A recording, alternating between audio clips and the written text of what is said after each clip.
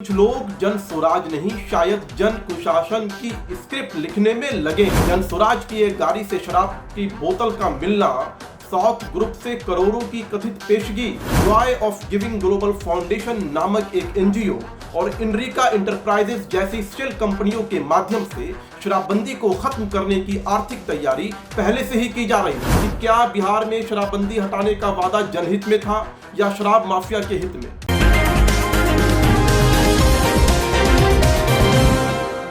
ऐसा प्रतीत हो रहा है कि बिहार में शराबबंदी हटाने के पीछे कोई गहरी साजिश रची जा रही है। कहा जा रहा है कि 20 करोड़ की डील के बाद शराबबंदी हटाने का वादा किया गया है। कुछ लोग जन स्वराज नहीं शायद जन कुशासन की स्क्रिप्ट लिखने में लगे हैं। हाल ही में कुछ चौंकाने वाले तथ्य सामने आए हैं जो इशारा करते हैं कि बिहार में शराबबंदी हटाने की कथित योजना के पीछे बड़े वित्तीय लेन देन और शराब माफिया की गहरी पैठ हो सकती है। जन स्वराज की एक गाड़ी से शराब की बोतल का मिलना, साउथ ग्रुप से करोड़ों की कथित पेशगी, एनजीओ के जरिए संदिग्ध फंड ट्रांसफर की चर्चा और इन सब के तार विजय माल्या के नेटवर्क से जुड़े होना, इन सभी बातों ने बिहार की जनता को सोचने पर मजबूर कर दिया है। क्या यह सब किसी बड़ी साजिश का हिस्सा है? कुछ रिपोर्ट्स के अनुसार Joy of Giving Global Foundation नामक एक एनजीओ और इनरिका इंटरप्राइजेस जैसी स्टील कंपनियों के माध्यम से शराबबंदी को खत्म करने की आर्थिक तैयारी पहले से ही की जा रही थी। यह भी सामने आ रहा है कि जिन कंपनियों से पैसा जुड़ा हुआ है उनके संचालक सीधे तौर पर विजय माल्या के शराब कारोबार से जुड़े हुए हैं। अब सबसे बड़ा सवाल यह है कि क्या बिहार में शराबबंदी हटाने का वादा जनहित में था या शराब माफिया के हित में? हम सिर्फ इतना कहना चाहते हैं, बातें बेहद गंभीर हैं और सबूतों की परतें धीरे धीरे खुल रही हैं।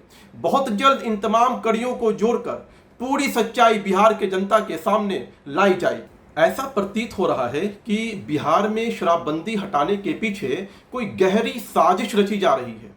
कहा जा रहा है कि 20 करोड़ की डील के बाद शराबबंदी हटाने का वादा किया गया है। कुछ लोग जन स्वराज नहीं शायद जन कुशासन की स्क्रिप्ट लिखने में लगे हैं। हाल ही में कुछ चौंकाने वाले तथ्य सामने आए हैं जो इशारा करते हैं कि बिहार में शराबबंदी हटाने की कथित योजना के पीछे बड़े वित्तीय लेन देन और शराब माफिया की गहरी पैठ हो सकती है। जन स्वराज की एक गाड़ी से शराब की बोतल का मिलना, साउथ ग्रुप से करोड़ों की कथित पेशगी, एनजीओ के जरिए संदिग्ध फंड ट्रांसफर की चर्चा और इन सब के तार विजय माल्या के नेटवर्क से जुड़े होना, इन सभी बातों ने बिहार की जनता को सोचने पर मजबूर कर दिया है। क्या यह सब किसी बड़ी साजिश का हिस्सा है? कुछ रिपोर्ट्स के अनुसार Joy of Giving Global Foundation नामक एक एनजीओ और इनरिका इंटरप्राइजेस जैसी स्टील कंपनियों के माध्यम से शराबबंदी को खत्म करने की आर्थिक तैयारी पहले से ही की जा रही थी। यह भी सामने आ रहा है कि जिन कंपनियों से पैसा जुड़ा हुआ है उनके संचालक सीधे तौर पर विजय माल्या के शराब कारोबार से जुड़े हुए हैं। अब सबसे बड़ा सवाल यह है कि क्या बिहार में शराबबंदी हटाने का वादा जनहित में था या शराब माफिया के हित में?